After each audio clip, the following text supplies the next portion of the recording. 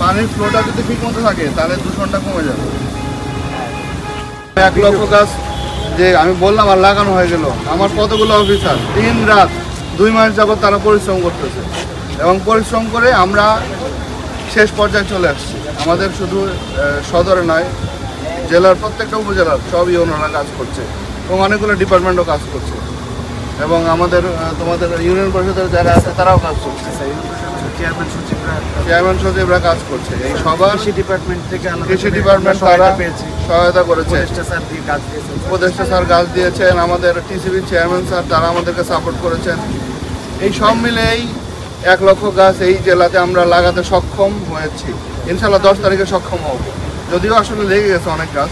তারপর আমরা ফর্মালি আগামী 10 তারিখে মানে আগামীকালকে আমাদের সমস্ত অফিসারদেরকে নিয়ে আমরা সাইনবোর্ডে গাছ লাগিয়ে আমাদের যে 1 লক্ষ টার্গেট ছিল সেটা ফুলফিল